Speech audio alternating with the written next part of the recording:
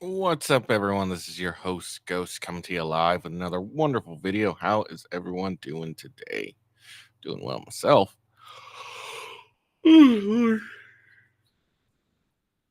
Oh, sorry about I ended the stream and then created this one.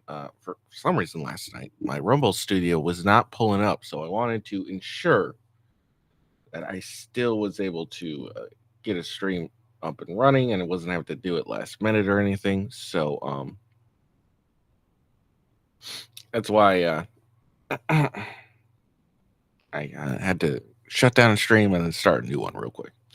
So yeah, it was kind of annoying, yesterday where I couldn't really get into my Rumble Studio to do my show prep and everything, and get everything situated.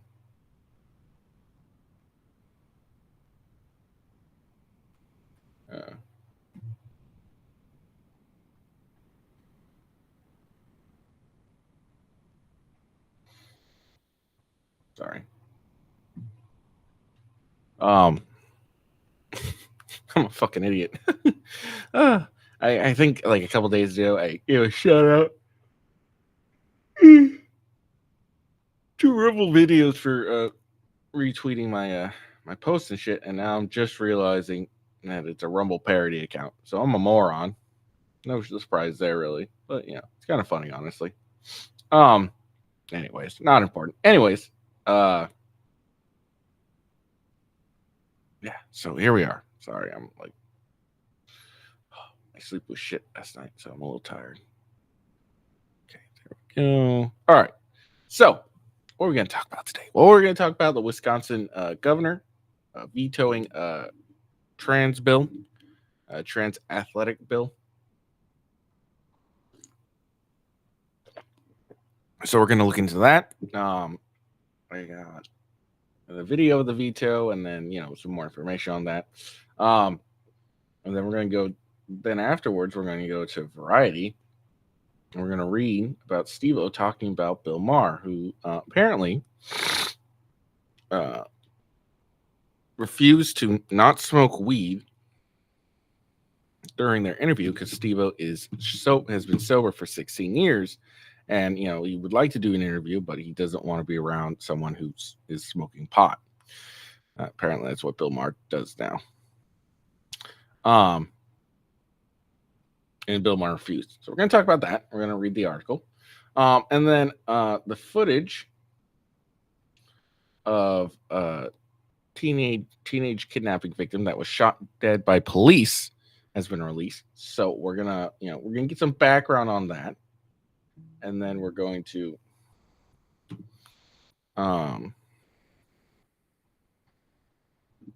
need some background on that, and then we're going to watch the video. So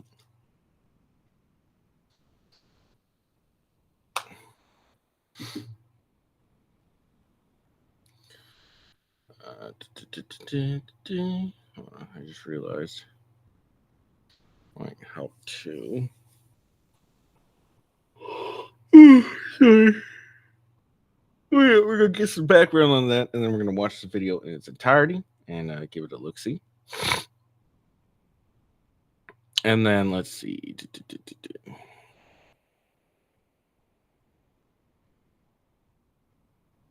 Sorry, I'm trying to.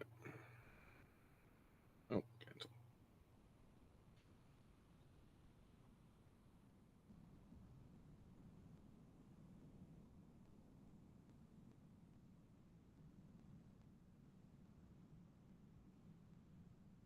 There we go. Pop out chat. Sorry, just getting a pop out chat for my Twitter or X, whatever you want to call it. Not important. Sorry. Try and get that done. It was being difficult because why not? Why wouldn't it be?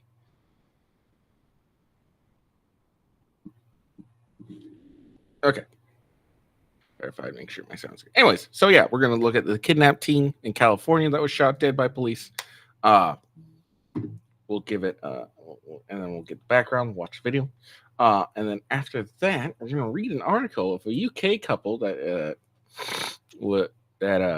who's in the UK, whose council tried to force them to sell their 200-pound home, 200,000-pound home, sorry, uh, for asylum seekers. Sounds odd, right? That sounds weird to you, right? Apparently, that's what this elderly couple faced. And then, last but certainly not least, we're going to go over to Scotland. If you're a fan of the Harry Potter series, you may be interested in knowing that your favorite author, or not your favorite author, but the author, J.K. Rowling, could be investigated and arrested by Scottish authorities for misgendering people. We're going to look at that. So, that's the plan for the show today. Hope it goes well. Oh, all right. So let's get into it. So let's see. First things first. We're gonna watch the video of Wisconsin governor vetoing the bill.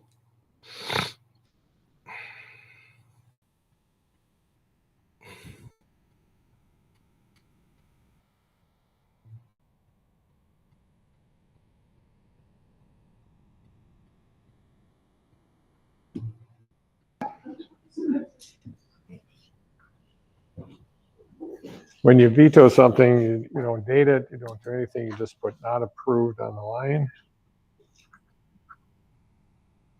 And we have now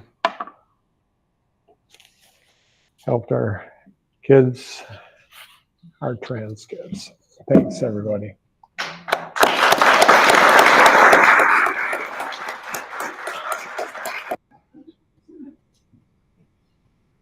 So there we go.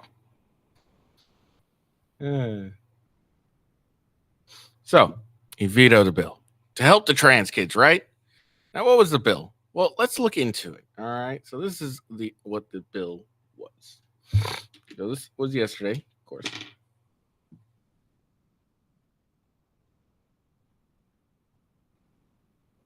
So the Wisconsin governor vetoed a bill yesterday, that would have banned high school transgender athletes from competing on teams that align with their gender identity.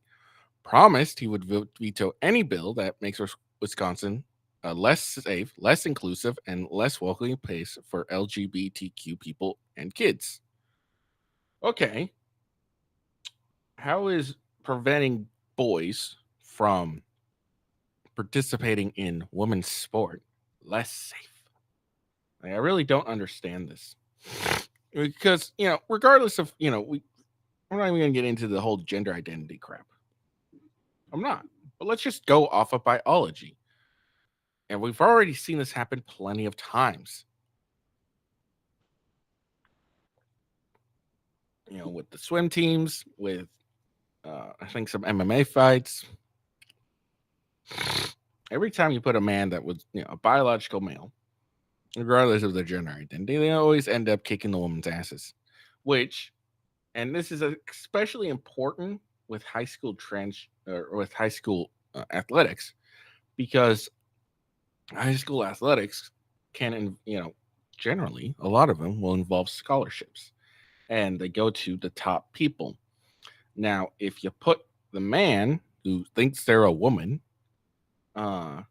in with the women's teams, the girls' teams, and ends up decimating all the women because he was born a male, has been a male his entire life until, however long, he's like, I'm gonna need chick now.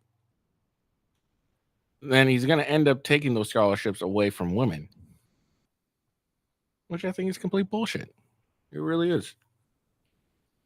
But so it doesn't preventing men from competing in girls' sports does not make Wisconsin less safe. And if you really care about inclusiveness, then what you should do is instead say, let's make a law that requires transgenders to participate in a separate category. So you got boys sports, girls sports, transgender sports. There you go. Like, why are we making this more complicated? Why are we making this to the point where we have to let males compete in girls sports just because they like to put on a dress? How about we just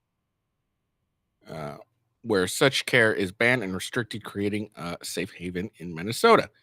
Ghostwriter 314 says, "Who cares what demented snowflakes think? Why are we pandering to lunatics?" I agree, we shouldn't be pandering, but we should care what they think because we need to start combating what they think. And if what they think is, hey, we need to have males in women's sports because they like to dress up in dresses, we need to know what they think so we can combat it. So we need to start fighting that. The problem with conservatives and the right in general is we've lost or we retreated from the fight of, for lack of a better term, controlling the youth. The left is really good at using propaganda against the youth. That's why we have so much issues with kids talking like they're idiots, thinking dumb shit like, oh, there's no difference between males and females, so why shouldn't we have them in women's sports? Ghostwriter 314 says, I agree. We must confront this evil. Absolutely. We absolutely do. We need to start, at least conservatives need to start focusing on the culture. That's what leftists are really good at doing. They confront the culture. They go into the culture and they define the culture. Conservatives left the culture and tried to, I don't know, high and mighty it all. And it's not fucking working. That's why you have a bunch of propaganda. And, that's why a lot of, in my opinion, a lot of transgender kids aren't actually transgender. Most of them, I would be willing to say 99%, or not 99, 99% of them are either influenced by a teacher or they see it as a trend and think it is cool and a fad.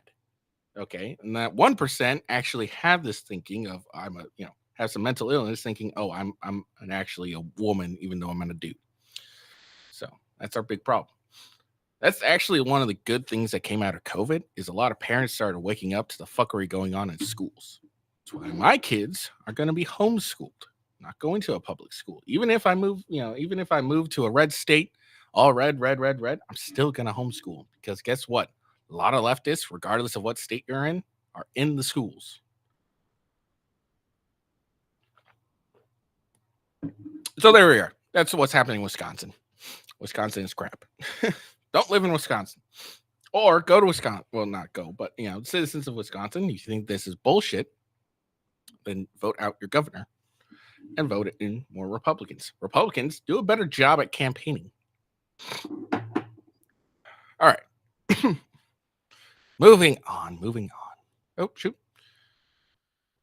That was an accident. Don't judge me. So moving on. Getting away from that, let's talk about Steve-O. Now, if you don't know who Steve-O is because he lived under a rock and you're an idiot, Steve-O is very popular from the show Jackass. Jackass, they did a bunch of, crazy stuff. Steve-O's fairly famous from being put into a poop slingshot, which was basically a porta potty filled with shit and basically slingshotted around by two cranes, I think it was. And also putting a hook through his mouth and swimming behind a boat while it was driving like he's a fish. That's kind of Steve-O. All right. So fucking Steve-O. He's also a big vegan and he's a big animal rights activist as well. Can't stand that show, way too gay. I like Jackass. I thought it was funny. Although, yeah, it was kind of fucking gay, honestly. It's way too many penises going around. But I thought it was pretty funny. And actually, I didn't watch the show. I watched the movies. So all 4 of the movies. So. All right. Steve-O said on a recent episode of his Wild Ride podcast that he had to turn down a request to appear on Bill Maher's podcast because Maher allegedly refused not to smoke pot during the interview. Jackass alum Steve-O is 16 years sober. Maher is often seen smoking marijuana during his Club Random podcast interviews. I'm a clean and sober guy. It's very important that I maintain my sobriety. It's approaching 16 years, Steve-O said on his own podcast. I was about to be sweet 16. Really, there's nothing I value more than my sobriety. There's nothing more that I protect than my recovery. I found it kind of upsetting that the Bill Maher podcast reached out and he smokes pot the whole time while he's interviewing people.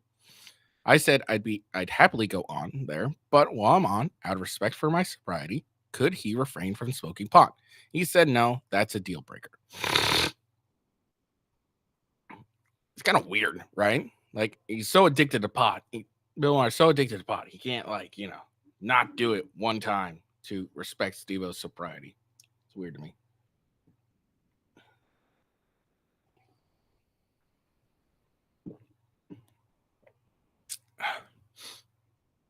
Steve-O appeared shocked that Maher would not forgo smoking marijuana for one interview, especially because Steve-O had appeared on other podcasts where the host was a marijuana enthusiast, but agreed to respect his sobriety. Mike Tyson's podcast is called Hotboxing. Steve-O said, "Be real. All of these prolific potheads, I've been on their show, and it wasn't so important to them to blow marijuana smoke in my face. But for Bill Maher, it was a deal breaker." Because if Bill Maher isn't high, he's not very interesting. I'm assuming. Never watched the show, so I have no idea, or his podcast. By the way, Mike Tyson's supposed to be fighting Jake Paul in July on Netflix. Is anyone going to watch that? Because I sure as hell am.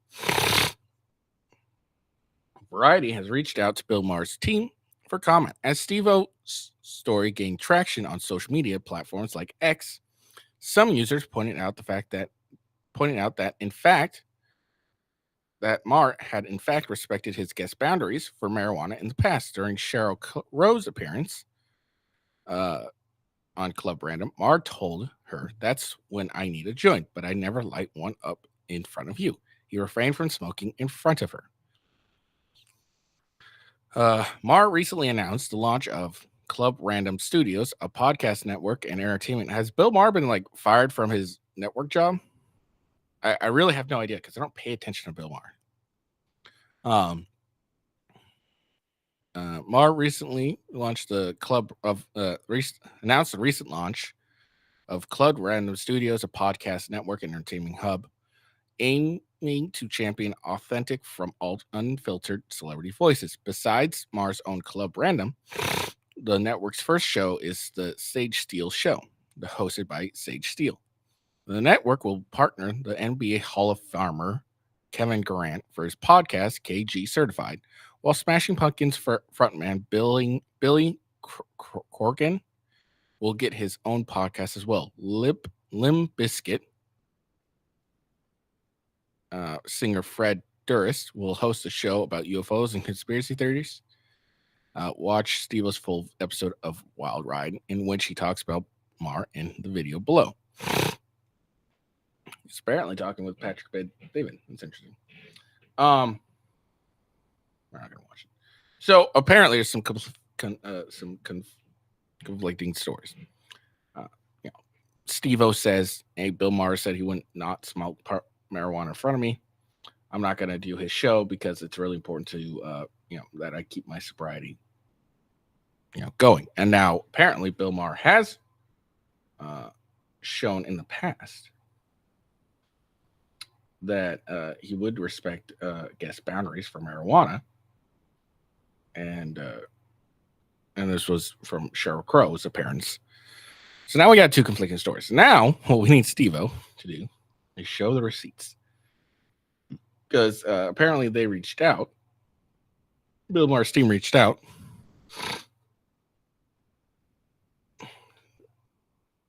I don't know what Steve-O would gain from lying from this, but people lie for random shit all the fucking time. So I honestly have no idea if they would. If he would lie, but there's some conflicting stories here. Sheryl Crow was on, and he respected her sobriety, but he won't respect Steve-O's. So I mean, say that what Steve-O's saying is true. Odds are that just means that Bill Maher doesn't really want to interview Steve-O, but his team felt required to ask for an interview. I have no idea. So we'll see. I mean, unless it gets a lot more traction, and that we're going to get much receipts on this. But let's say it's true that Bill Maher refused to not smoke in front of Steve-O.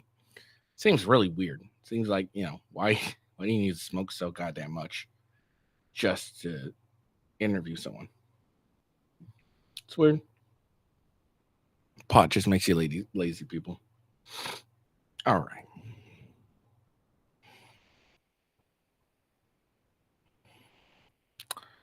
So this apparently happened in September 27, 2022. And this was the teen being kidnapped by her father. She was apparently fatally shot by deputies as she obeyed their commands. And new video that has just been released yesterday sheds more light on it.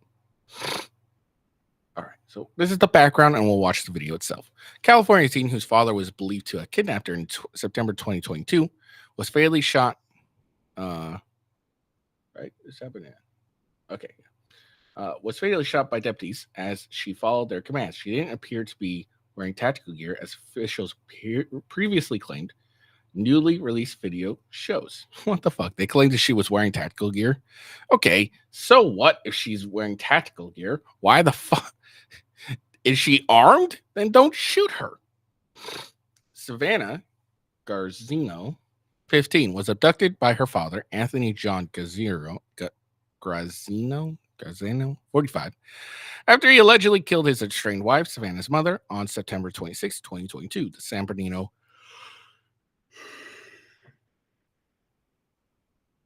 County Sheriff Office said at the time an Amber Alert issued for Savannah after a homicide was discovered, described her father as armed and dangerous suspect. When deputies found his truck, a car chase and shootout ensued, resulting in the deaths of Savannah and her father. After the shootout, Sheriff Shannon Dickus said that a person believed to be Savannah had gotten out of the passenger side of the vehicle wearing tactical gear, and the evidence suggested she was a participant in shooting at our deputies. However, newly released video from the incident doesn't show the teen in tactical gear, and it reveals she was obeying deputies' instructions to approach them. The video, which the Sheriff's Department released Friday to Southern California News Group in response to a California Public Records Act request, shows Savannah ducked down low and was slowly approaching deputies when she was struck by officer fire. Efforts to reach multiple members of the Gazzino family for comment on the new video was unsuccessful Tuesday. We're going to watch this video, but isn't it scummy that, public servants are able to just blatantly lie to you and kill an individual, citizen of the United States, blatantly lie about it, and no consequences ever really happen? I mean, are there going to be consequences? Probably not, even though it is California.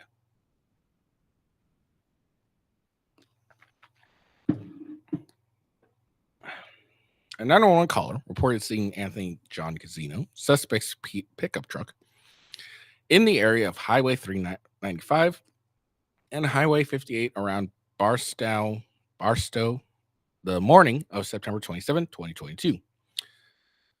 The sheriff's office said at the time, deputies located the pickup and chased it on the highway for around 45 miles. Throughout the chase, someone from the vehicle was constantly shooting back at deputies through the rear window. Dickus said, putting rounds through a patrol car's windshield and disabling a second patrol vehicle. The pickup truck became disabled on the shoulder of a highway in the city of Hesperia, and the shootout began. A passenger later confirmed that Savannah got out of the vehicle. Dickus said at the time of the incident that the girl was wearing tactical gear as she got out of the passenger's side and ran towards the deputies, and that she fell to the ground amid the gunfire. Deputies didn't initially realize it was Savannah running towards them, he said, because she was wearing a helmet and military-style vest. A new video taken from an aerial view showed the white pickup reversing before it drove on the shoulders of the road. A person got out of the passenger side of the vehicle as a voice from the overhead helicopter said, "The female juvie is out. She's out of the vehicle. Does anyone have eyes on the vehicle?" Though the video was taken from a distance, Savannah did not appear to be wearing a tactical vest or tactical gear. The video showed Savannah took several steps towards a patrol vehicle, then crouched, paused. So several deputies were visible next to the patrol vehicle, firearms in hand. Seconds later, Savannah rose up, took a few steps, then her body is blurred in video, marking the moment she most likely was shot. The video and the audio is then heard saying, "Oh no," as a flock of more deputies rushed towards the nearest vehicle. Sheriff's office also released a belt recording from the deputies closest to Savannah as she got out of the car. He is heard repeatedly yelling, "Passenger, get out, and come here, come to me, stop shooting her, stop shooting her, he's in the car, she's okay, he's in the car, stop." Based on the audio, it appears Savannah was obeying the deputy's instructions to come towards her when she was shot. Deputies immediately administered medical aid, and Savannah was taken to a hospital where she died of her injuries. Her father was pronounced dead at the scene. Both Garzino and Savannah were struck by deputies' rounds and died of their injuries. An introduction to one of the videos said, according to the Press Enterprise newspaper of Riverside, which obtained the video, the California Justice Department took over the investigation into the shootings. The sheriff's office didn't offer any comments on the case Tuesday, citing the Justice Department investigation. The state attorney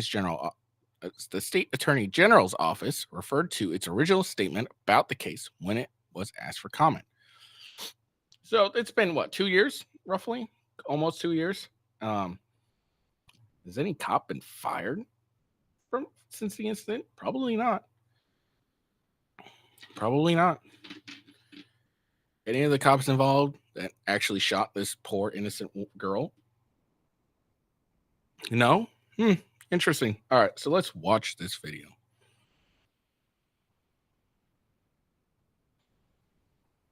Visiting and making contact with you guys. If he gets in the desert, hey, most likely I got y'all. He's leaving and then no traffic actively firing. Alright, dude, he just stopped. He's pulled off. He's making a U-turn. Left orbit. He's exiting at main, but he's using the on-ramp to exit and go the wrong way. Watch these deputies. Hey, deputies, he's coming right at you on the exit. Hey, you guys, he's going to lose control here as he goes up that embankment. Do we have units on Bear Valley? He's stalling out. All right, dude, I'm get the 140, dude. Everybody's on the right. Dude. Let me know when no clear to open door.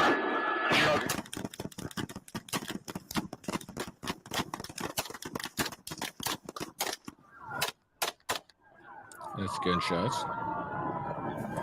Passenger, get out! Passenger, get out! Get out! Get out! Get out! Passenger, get out! Get out! There she is. It doesn't really look like she's wearing any tactical. This is from a bit of a distance, so it's kind of hard to see. But that doesn't appear to be any tactical gear that I can see. And even if she was wearing tactical gear, she is apparently unarmed. So why are you shooting her? Hey!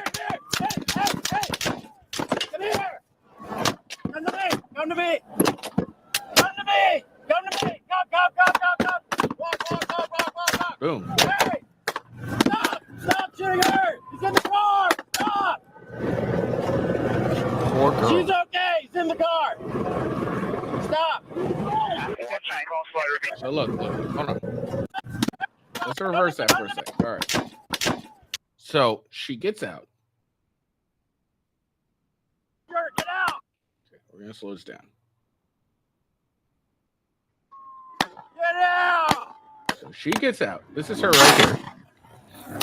She stopped, crouch, probably because there's a bunch of gunfire going off.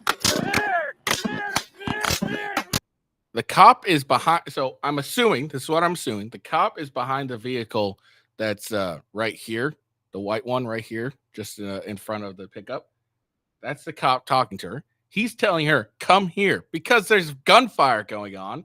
And she wants him out, or he wants her out of the line of fire. So he's like, come here, because she stopped and crouched, because this is what she's probably doing. She's crouched, covering her head, because there's a bunch of bullets flying over her fucking head. And she's like, oh shit, I don't want to die. So I want to stop and, crouch. Like, hopefully they don't see me as a threat. So now the deputy is saying, come here, come here. And he's screaming because she probably can barely hear him because there's a bunch of gunfire going off on her, around her. Come here! Come to me! Come to me! Come to me! So she's being told repeatedly, come to me, come to me, come to me. Come to me! Come! Now she's moving, she's walking, because she's been giving a lawful order by a deputy, Walk! and then boom. So the video that's been blurred, that's when she apparently gets killed, unfortunately. Okay, so she is unarmed. Now, I'm sure there'll be plenty. Okay, hold on. Let's finish. Hey! So it's probably this cop here that was giving her the orders, saying, "Hey, come to me," and all that. It's probably this cop right here that's right by the front tire of the squad car. My assumption. Stop shooting her! He's even telling him, "Stop shooting her." Get in the car! Stop! She's okay. She's in the car. That's pretty lie. She's okay. She's been shot a bunch of times. She's okay. Stop. Also, these cops are fucking idiots because you got a bunch right here firing, and then you got other people here firing. They are in a giant crossfire. All right, we have no movement. Stand by. Stand by. Watch your crossfire. Gentlemen, watch your crossfire. Yeah, man, the day before I got traffic stop. And I'm not going to criticize his deputies here for not going to her aid because they are currently still in the fight. They don't know if the guy is dead yet. And big rule in gunfights is you don't render aid. You continue the fight. I mean, you will try and get an individual to safety while still continuing to fight, but you don't stop until the threat is down. And while they're not continually firing, they're still in a fight because they're this guy could just be waiting for his time and they're going to pop out and shoot. So no criticizing the deputies here at this point here. Traffic stop just north of Main. Information crossfire. Be aware. Vehicle advising crossfire. Be aware. Yeah, and AT&T, we got multiple units stop traffic. Multiple units approaching vehicle.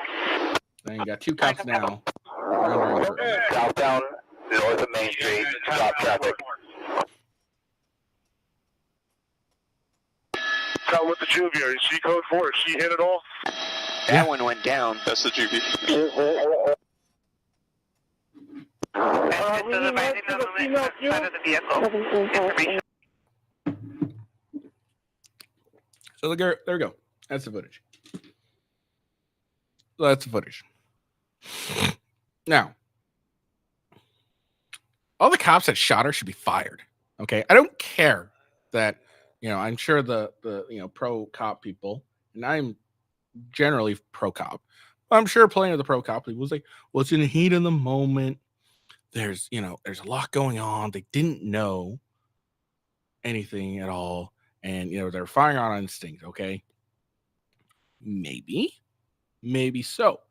But I expect trained officers to be better than the average citizen.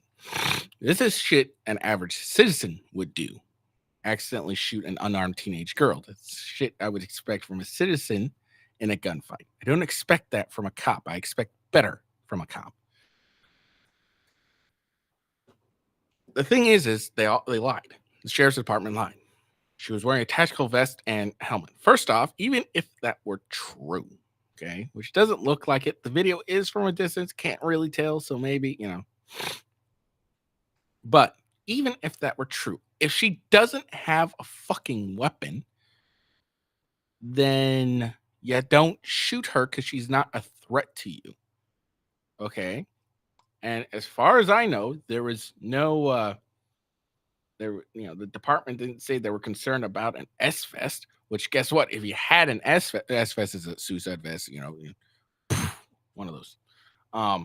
If you don't, if you don't have a concern for that, even if you had a concern about an S vest, you still wouldn't shoot them because they might still explode. Okay. But the claim is she was wearing tactical gear, apparently, and then running after her, or chasing the officers. That apparently is a lie because it doesn't look like she's wearing any tactical gear. And she wasn't running towards officers. She walked away from the vehicle that was being turned into Swiss cheese. Okay. Stopped in the middle of it, crouched because she wasn't wanting to get shot. And then, when told by a deputy to come here, come to me, stood up ish and walked towards him like she was told. And for that, she was gunned down. I want all the cops that shot her, okay, to be fired. Actually, I would think a good, pretty much all the cops here, except the deputy that was doing his job and telling her to come to me. Every cop that fired that shot her, because guess what? They know who, they'll be able to tell who shot her, right? Because of the whole bullets and the barrels and shit and markings and all that stuff. So you should be able to tell who shot her. All those cops should be fired because they made a very poor decision by gunning down the victim of a kidnapping because they're fucking morons.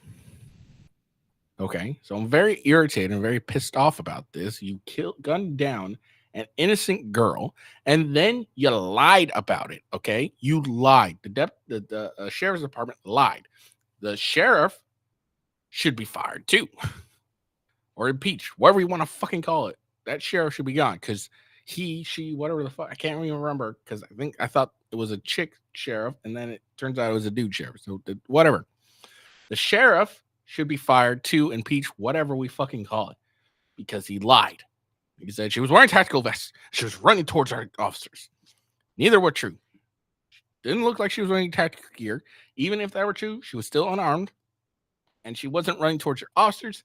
She got out, gained some distance away from the vehicle that was a bullet magnet, and then crouched and stopped and did not move until the cop, another deputy, gave her a lawful order to move forward. So this whole situation is complete bullshit. Those cops need to be fucking fired. Fuck them. Okay? You killed a member of the citizens without good reason.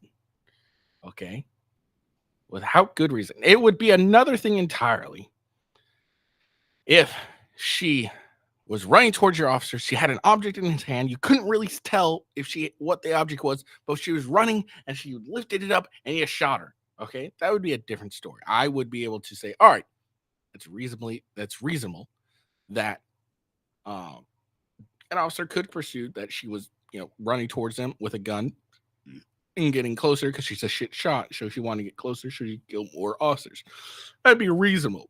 But what the footage showed was a scared girl who walked up, who made distance away from the vehicle, from her kidnapper, stopped, crouched, and then did not move. And when she did move, moved slowly.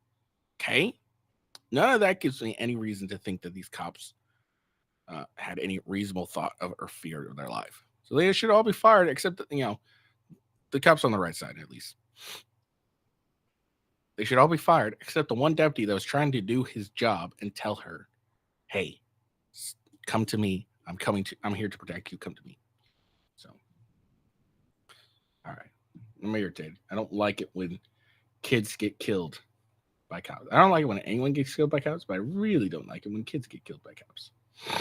It's a pet peeve of mine, apparently. All right, moving on. So this comes from the UK, and it's apparent, and this happened in February 14th of 2024, so a couple months ago. Our council tried to force us to sell our £200,000 home to make room for asylum seekers. Elderly couple, horror, after strongly worded letter lands on their doorstep. An elderly couple who have just moved into their 200-pound home, were horrified to receive a letter from their council suggesting the property could be subject to compulsory purchase and used to house asylum seekers. Josie and Ted Saunders said they were insulted and shocked when the strongly worded letter from the North Hampshire Council, which has never balanced its own books, dropped on their mat last month. That's hilarious. It said their neat mid-terrace in Rushton, near Wellingburg, was deemed to be an empty property or was derelict, and the council could even force them to sell it. If it was an empty property and derelict, then why is it worth 200 pounds? Okay, whatever. I couldn't believe it, said retired carer Josie, 76. We moved to Ruston to help provide childcare for my granddaughter and found this nice little place to live. The idea of forcing us to sell it to make room for refugees and asylum seekers seemed totally wrong. Oh, here's a letter. Let's look at this letter. All right, we are writing as have reason to believe that the above named premise or land is empty or unused and that you are the owner. We would like to take this opportunity to find out what your intentions are for the premises or site. It may be that you already have proposals, but if not, we can give you some advice on options available to you to bring the premises site back to use. The government has identified empty private-owned properties as a potential cause of blight within communities and as a wasted resources at time of high housing need. It is setting targets for local authorities to require actions by them to reduce this problem. As part of this process, North Hampshire Council is identifying empty properties and sites within the area with the aim of encouraging owners to bring premises back into use or find alternative options for derelict sites. I'm already not liking this. You don't have the right to tell someone what to do with their own damn property. If they want to have it there as an empty lot, they own it. Fuck off. The resettlement team of at Northamptonshire Council supports asylum seekers, and refugees across 3 different projects: Home for Ukraine's Afghan Resettlement, Asylum Dispersal. At present, we are seeing a considerable increase in positive immigration decisions being made in favor of asylum seekers, mainly single men. Yeah, it's not a red flag. Once they are granted refugee status, they are given only 28 days to leave their home office, provided accommodations, and to apply for benefits, find work, and source move on accommodations. Due to the limited time frame and increase for private rents, this council is struggling to source suitable accommodations for this cohort. Why should you be accountable for that? The ideal long-term solution would be providing accommodations by using empty properties, which would benefit owners and the project. If it benefits owners, how? There are other ways in which we might be able to help, advise, and work with owners to bring their properties back into use by informal means. However, there are a range of measures available to the council to require owners of empty properties to carry out repairs to prevent them from causing a nuisance of neighboring premises and or take actions to bring them back into use. Well, this property was apparently in use because people were living in it. The letter headed Empty Properties and Sales Initiative had their exact address in bold and stated, "We are writing as we have reason to believe this." I just read that. I read all of this.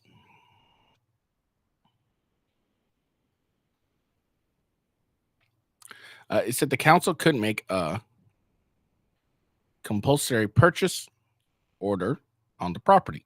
Northamptonshire Council has never managed to balance its budget since its inception in 2021. Council has said increased pressures from demand-led services has driven up costs. Added Josie, it was all the more worrying as we only moved in last November, so we still hadn't received the deeds or the house. Retired driving instructor Ted, 78, and his wife called the council and asked what was going on. 3 days later, they received an apology saying the staff has had mistakenly earmarked the property for possible compulsory purchase, but the Sanders were still baffled by the policy itself. What on earth is the council doing, forcing people to sell their houses, and even an empty house is owned by someone, so that asylum seekers can live in them? Asked Josie. The answer to this is stop them from coming in the first place, not to force people out of their homes. Yeah, I agree with that, Josie. The incident was seized upon by the Reform UK Party, whose candidate in Thursday's, February 15th, Wellenberg by-election, Ben Habib, heard about the couple. Mr. Habib, who is also the party's co-deputy leader, told Mail Online, "I was horrified to hear the plight of Mr. and Mrs. Sanders, but my horror could not comprehend to what they experienced last month. They were served with a letter from Northamptonshire's District Council seeking to possess their home. The accusations made was their home was derelict, and the council intended to use this home that used it to house single young men seeking asylum, known to the rest of us as illegal immigrants or migrants. I can confirm their house is most certainly not derelict. It was well appointed and cared for. They were distraught by the threat made by the council. They feared not having title deeds and being incapable of defending their position. It was not until they visited the council, and after much pleading, they managed to get the council to desist. Doesn't look derelict to me. It's tiny. So it is shocking that the council would fire off a letter like that to two elderly people, and to do so with the aim of buying a 200-pound house for asylum seekers. This from a council that is as good as bust and never filed consulate accounts since it was established in 2021. The local charity for homeless people, the Daylight Center, spent £650 per head per homeless person per year, thinking that the charity could do with £200, it would be able to provide care for over 300 British citizens. There is also veteran charities in constituents struggling to care for soldiers who risk life and limb for the countries. Instead of the money going to them, councils are preparing to blow it on housing, maybe for migrants, after forcing out of their home two elderly British citizens. Disgraceful. And the writing here is terrible.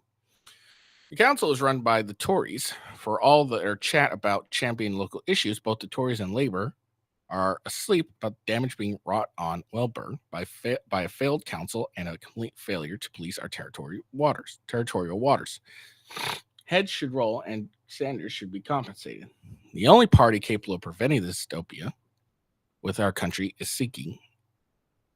into which our country is sinking, is Reform UK. The Tories and the Labourers have lost the plot. Jason Smithers, leader of the Northamptonshire Council, told Mail Online in a statement, Northamptonshire Council, NNC, is working with owners of long-term empty properties to bring their property back into use. Why? Okay, why? Okay, why is it? Okay, you have an issue with migrants not being able to find homes. So, doesn't mean you get to go and take someone else's home. Compulsory purchase orders are not utilized to oust current owners from their properties. Apparently, it was. They are tools used as a very last resort to bring empty properties, which are of value and much needed housing resource, back into use. So, if the owner doesn't want to be of use, fuck off. The empty property initiative letters were sent out in a bid to assist empty property owners to bring their property back into use. And on the whole, the support from the NNC was gratefully received. Since NNC formed in 2021, no properties has been purchased by CPO. This is a mechanism of last resort to bring problematic long-term empty properties back into use. Unfortunately, in this case, records held by NNC were outdated. Interesting. And the letter was incorrectly sent to a property which was occupied. For this, I'm very sorry for causing any undue distress and worry. Then maybe someone from the office, the council, should have gone up and verified each and every property that was listed if you're going to demand and potentially do a purchase of a property. Very weird. Very weird. That's what happens when you add more government, no less.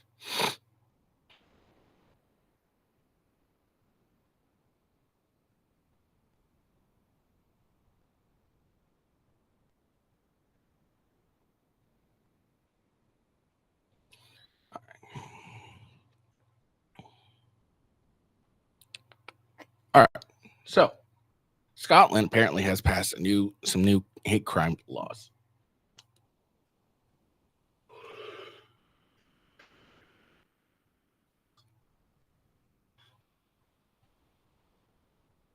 From April 1st, Scotland's controversial hate crime law will come into force. Opponents described it as catastrophic for free speech, while advocates say it is a common sense solution to protecting some of the country's most vulnerable. It becomes such a flashpoint in the hot light rod of global culture wars that everyone from former richest man Elon Musk, Harry Potter author J.K. Rowling, and the Globe's most popular podcaster Joe Rogan have weighed in. Coverage of the bill has been such that Police Scotland felt forced to release a statement describing media reports as inaccurate, while Scottish First Minister Hussein Yousaf said journalists and commentators have been guilty of disinformation. The Hate Crime and Public Order Act essentially takes the current law against the stirring up of racial hate and extends that protection to other groups. Those protected characteristics are disability, religion, sexual orientation, age, transgender identity, and variations in sex characteristics. However, unlike the 1986 UK law on race, people must intend to stir up hate against the other groups. In the UK, a hate crime must be committed against a person on the grounds of race, even if the person did not intend to stir up hatred. Hate crime can be committed. Under the new law, to be found guilty of a hate crime, two tests must be met. A person must engage in behavior or communication that is perceived by a reasonable person to be threatening or abusive on the grounds of disability, religion, sexual orientation, age, transgender identity, and variations in sex characteristics. 2, a person must intend to stir up hatred on the basis of these protected characteristics. The law will apply to behavior and speech both in public and private, such as a person's home. That separates this law from previous legislation around hate crimes. Hate crimes. How about we just don't have hate crimes? The new law also gives harsher punishments for people convicted of crimes that are aggravated by prejudice. For example, if a person is assaulted because they have a disability, the crime of assault would be aggravated, but the prejudice around disability. A judge could take that into account when sentencing a criminal. A threat to free speech. Most of the pushback on the hate crime laws are surrounding concerns about free speech. Well, this is Scotland. They don't have free speech. The head of complaints for the Scottish police authorities, Katharina Casper, warned the act could have a chilling effect on freedom of expression. The Association of Scottish Police Superintendents warned the law could be weaponized by an activist fringe group, the left, across the political spectrum. SNP MP, I have no idea what that means, Joanne Shear claimed the law could be weaponized by trans right activists to silence and, worse than still, criminalize women who do not share their beliefs. Absolutely could. She said she was concerned about the part of the law which criminalized the stirring up of hatred against transgender identity. She said that offense was too vague and very widely drawn, and pointed to the law including those who cross-dress. There's no right not to be offended, she said.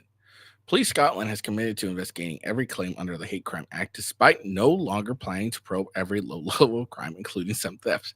So apparently, theft is lower priority than the supposed hate crime. Michael Foran, a lecturer in public law at Glasgow University, said the act could be a threat to free speech depending on how police enforce it. In my opinion, it's a threat to free speech, regardless of enforcement or not. There are quite robust protections of freedom of expression in the bill itself, but there's concern here they will only enter into picture once someone has entered into a courtroom. He suggests Police Scotland could be overzealous in how they enforce the act. That was echoed by Rod D. Dunlop Casey, the Dean of Faculty of Advocate, who warned of danger of police being inundated with potentially trivial complaints by people who claim to have been insulted by something that's been said online. Some critical activists have expressed concerns that this could apply to them. Earlier this month, Harry Potter author J.K. Rowling, known for her views on women's and transgender rights, replied in a tweet suggesting the act could make it illegal to misgender someone. It came after she described a transgender woman as a man. If you genuinely imagine I delete posts calling a man, so as not to be prosecuted by this ludicrous law, stand by for the mother of all April Fool jokes she posted to her 14 million followers on Twitter, formerly X. What? It's X, formerly Twitter. What are you fucking talking about? You liar! Deceiver!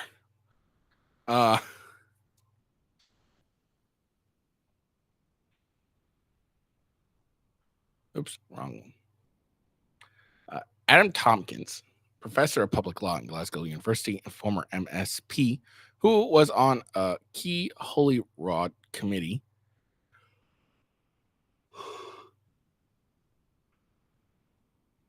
during the passage of the bill, said misgendering someone would not be a crime under the law. The real confusion about this new law is caused by the difference in that which is threatening and abusive on one hand, while may well be criminal, and that which is merely offensive, which is not criminal.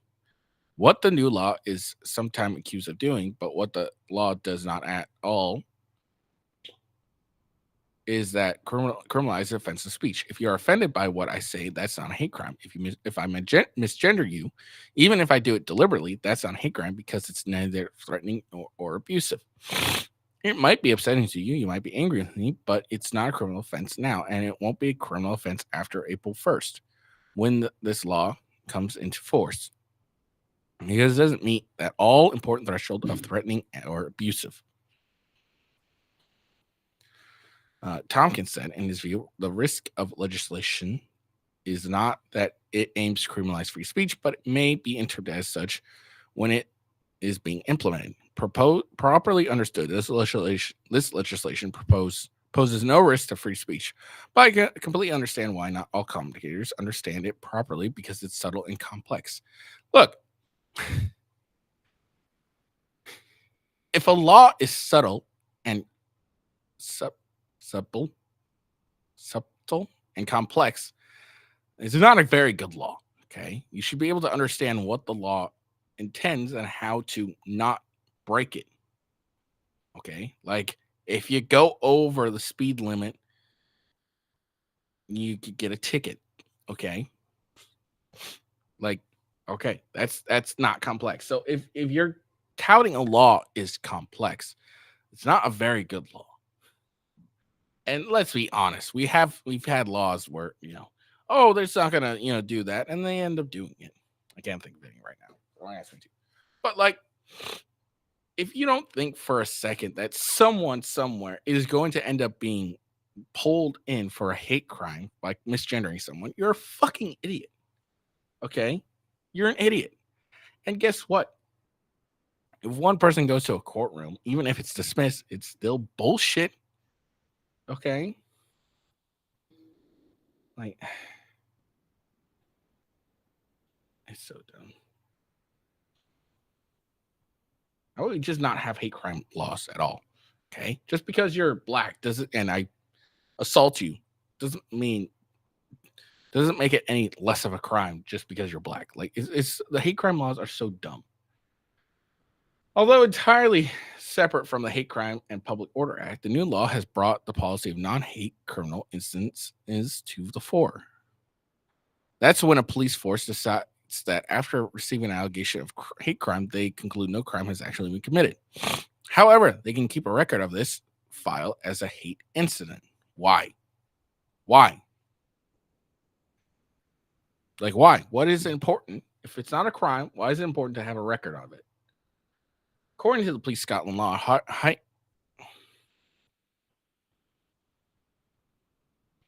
according to the police Scotland's hate crime national guidance (HCNG),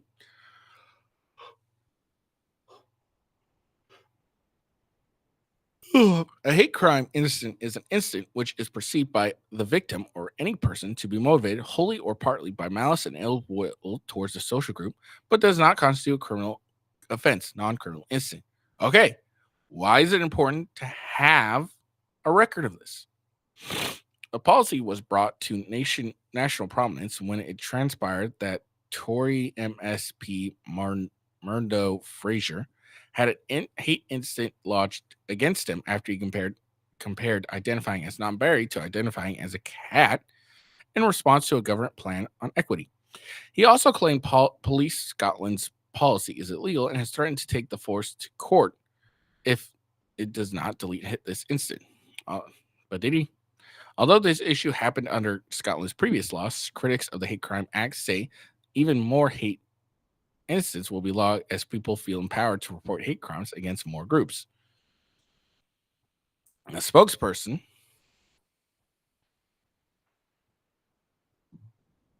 In terms of incidents and hate crime incidents, okay. Let's see what this guy says.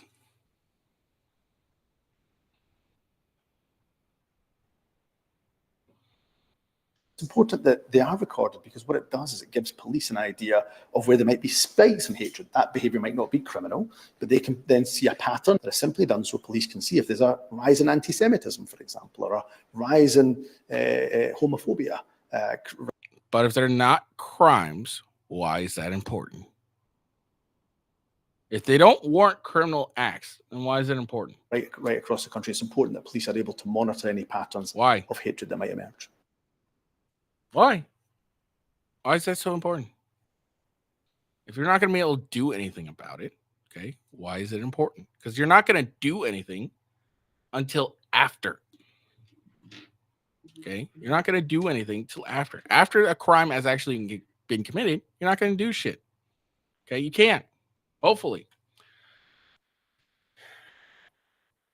A spokesperson for Scotland Yard said victim recording was important to monitor tensions within the communities and that hate incidents were not logged against perpetrators. Apparently, isn't true. According to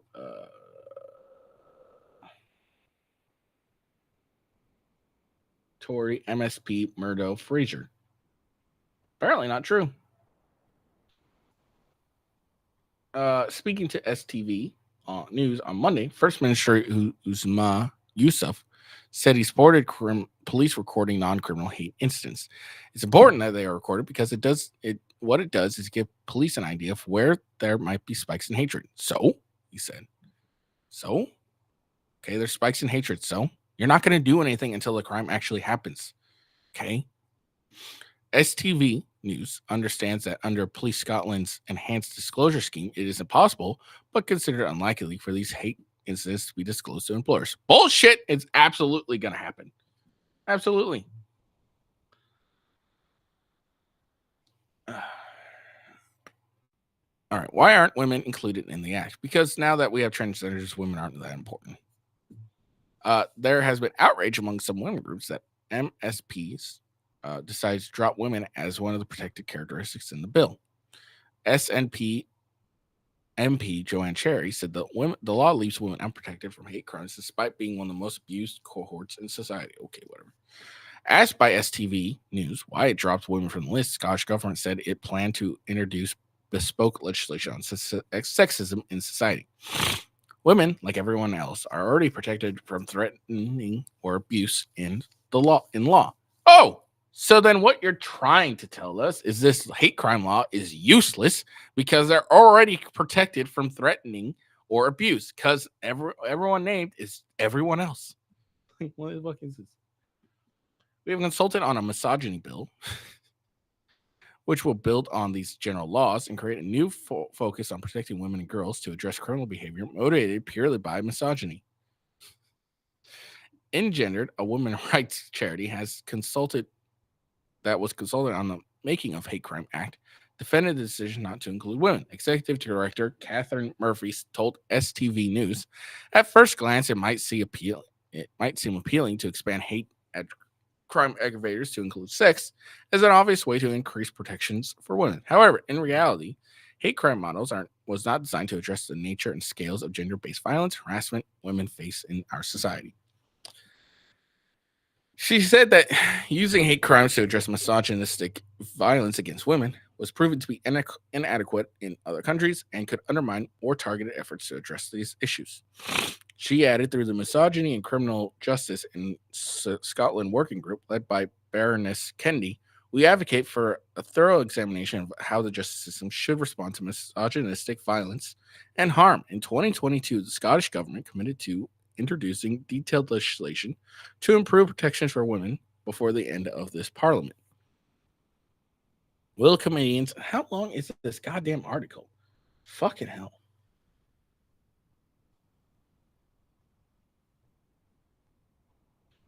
Fucking long ass article.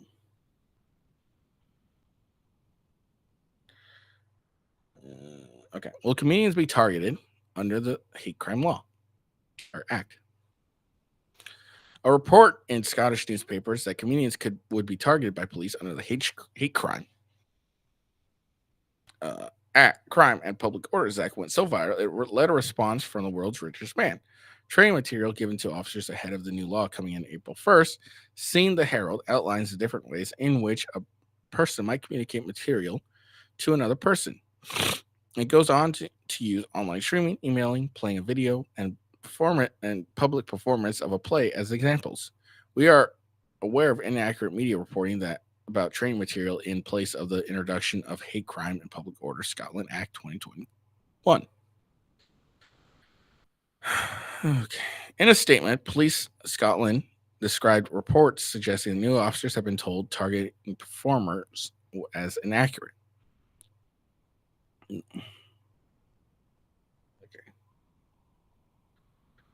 The force said the examples were a range of scenarios where offenses might take place,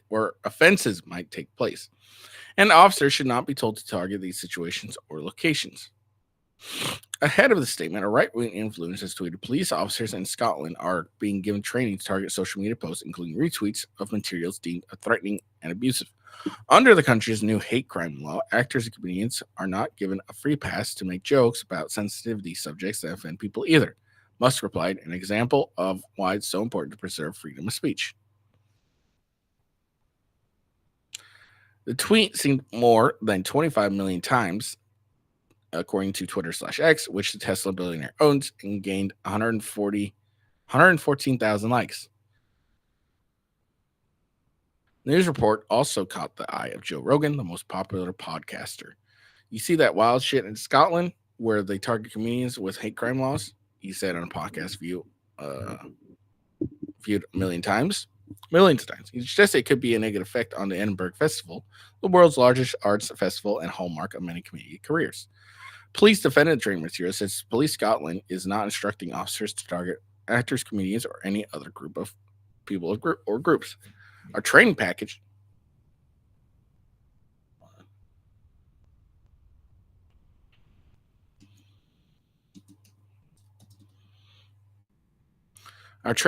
has developed in close consultation with stakeholders to ensure all characteristics protected by legislation under the new act are clearly represented and articulated, and that officers are prepared when they respond to hate crimes and instances. All right, I'm done with this. This thing is fucking long as hell. I didn't think I'd be getting this far into it.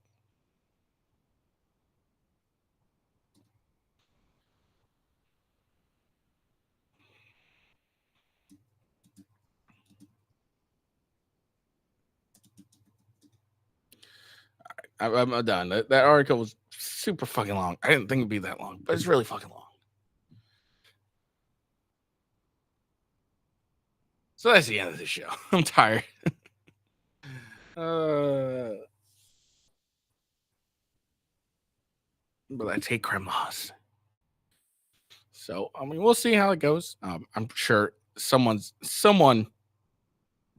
they're gonna end up getting so much freaking inundated calls of hate crimes by transgender people and all other people that are offended. Hate crime laws are stupid. They shouldn't be placed in the first place, because what do they do? Nothing. They don't do anything. They don't help with anything. Okay. Like, hate crime laws do nothing. Just because you assault someone who's black, white, gay, purple, doesn't make the crime even worse just because, like, of their skin color or their sexual orientation. It doesn't make any sense. Okay, it's dumb. Hate crime laws are dumb, and I'm willing to bet most minorities don't care for them, because what they want, they want to be included, not excluded. And by pointing out that they are that is far more hateful or a far worse crime because of their sexual orientation, color of their skin, disability, whatever, that the crime is worse because of that excludes them from the rest of quote unquote normal society. And that's why a lot of minorities hate crime laws, because they're stupid. I also it's dumb. Like, hate crime laws are dumb. All right. So make sure you follow me on X at official WGhost. Best way to find me is there. Okay. And then follow me on Rumble, rumble.com/withghost. It's the best way. Rumble is the last bastion of free speech. Make sure you be buying Rumble stock. It keeps going up. Well, it's not keep going up, but it's been fairly steady at $7 a share. And it used to be $6. Now it's been fairly steady at $7. What is it currently? Yeah, still at $7. $7.50 yesterday, $7 today. So, start buying some Rumble stock, all right?